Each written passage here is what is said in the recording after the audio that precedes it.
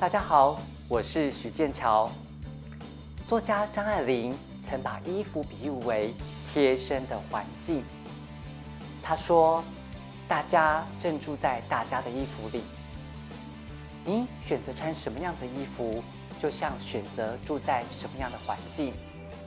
人和衣服之间互动出微妙的张力。”这一集我们将聚焦服装伸展台，并且走向日治时期，为的是要了解我们的阿公阿嬷当时穿的是什么样子的服装，怎么样穿服装，以及为什么穿这样子的服装。首先，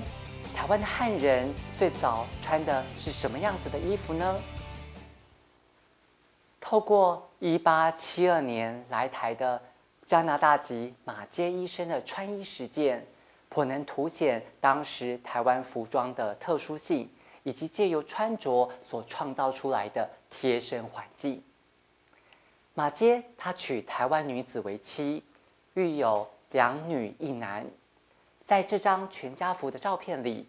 由于马偕是苏格兰的后裔，似乎借由穿苏格兰传统服装来表示自己未曾忘怀故乡。这是另一张全家福，马偕一家人则穿上了台湾汉人服装，女子梳髻，着大金衫，男子头戴瓜皮帽，穿着衣襟从胸前对开的对襟，以此表达对台湾这片土地的认同。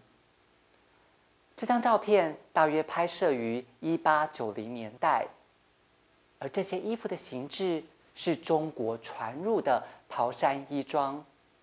到了日治初期，来台的日本人为了区别日本人带来的和服和洋服，因此开始出现了台湾服一词，而这样子的说法也逐渐的为台湾人所接受。例如中研院出版的日治时期社会运动者黄旺成的日记中，起初黄旺成在日记常用短衣、长衫称呼这套在日治时期之前台湾人所穿的服装。但是从1917年开始，黄旺成他也开始使用台湾服一词。像1917年9月13日，黄旺成写道：“本业以台湾服往。”9月17日又写：“换台湾服登校写学校新闻。”由此可见，台湾人也开始使用台湾服来称呼这套服装。除了名称的本土化，台湾服在实质上也出现本土化的发展。黄旺成在1925年3月27日的日记里写道：“用平常的衣服现了台湾人本来的面目。”这件平常的衣服指的就是台湾服，它可以表现出台湾人本来的面目。这句话，黄旺成说起来的语气是相当的强硬，原因是这天他在《金氏日报》读到有人对台湾文化协会的强烈抨击，促使黄旺成涌现出台湾立场，而以台湾服作为台湾人的表征。另外，台湾民主运动的先驱蒋渭水医师更强烈的以台湾服作为表达对日本政府的抗争态度。据学者吴其浩针对蒋渭水留真集的研究，他发现蒋渭水的衣着可以以1925年为分水岭。在1925年以前，他主要穿西装，之后呢，则几乎都穿长袍。大家猜一猜，蒋渭水为什么会有这么剧烈而彻底的改变呢？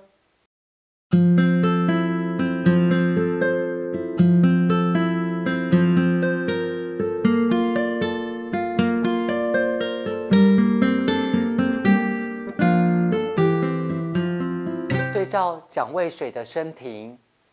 ，1915年，蒋渭水自台湾总督府医学校毕业，并且开设医院，接触的都是西方的现代知识，他的穿着自然会以西式服装为多。但自1923年，蒋渭水因政治集会结社违反了治安警察法被捕，并且被判刑。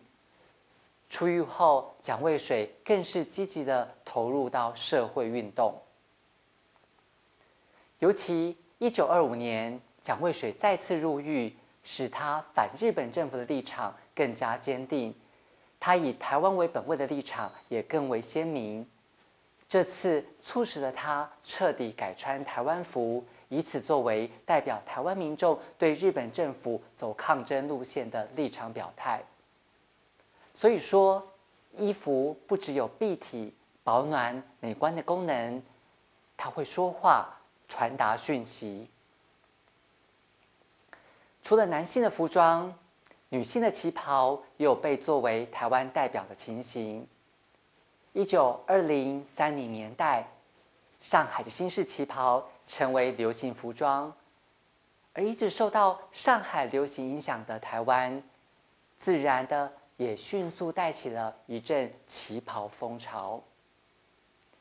这张是1931年台湾10大名妓的合影，里头只有后排左立者一位穿的是台湾服，其他9位呢都穿着旗袍，并且穿上西洋的高跟鞋，相当的摩登。又或者，台湾第一位女医师蔡阿信于1926年在台中创立亲信医院，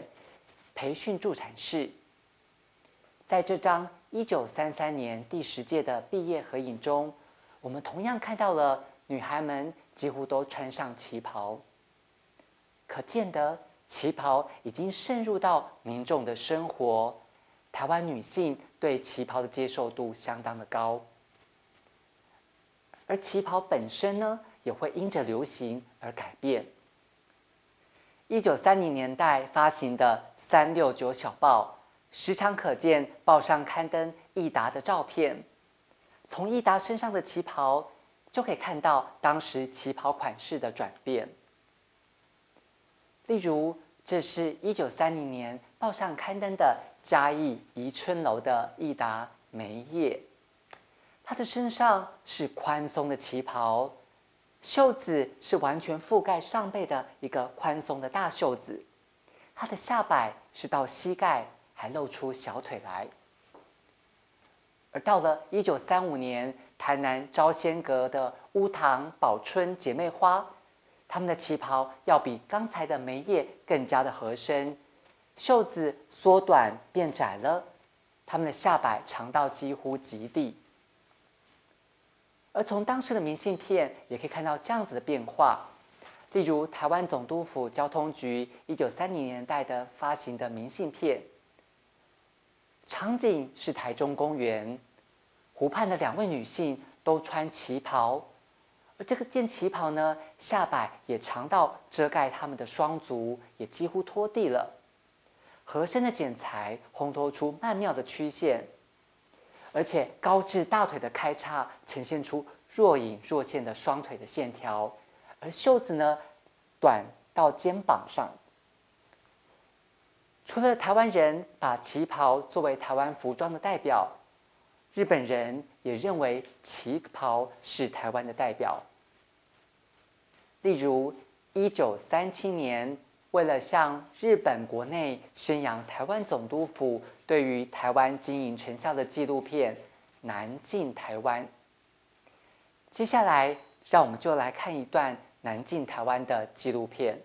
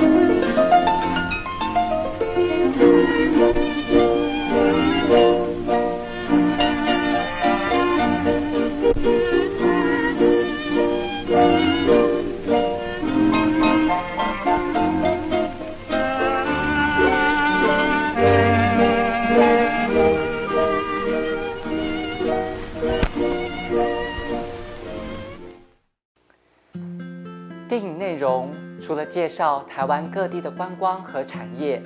还不时见到拍摄者刻意安排一些人物进入画面，其中最频繁的莫过于穿着旗袍的台湾女性。于是台北街头、植物园、影片中的女性，个个穿着窄身合体的旗袍，蹬着高跟鞋，夹着手拿包。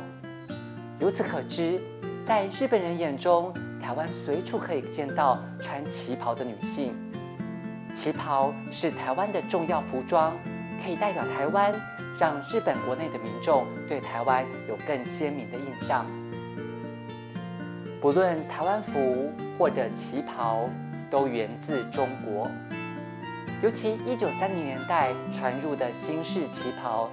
几乎成为第一款的台湾服，并且与原有的男性台湾服都出现了本土化的现象，进而成为台湾的代表。所以服装不只有蔽体、保暖、美观的功能，背后还有深刻的文化意涵。我是许剑桥，感谢您的收看，我们在台湾阿嬷的芭比时代再会。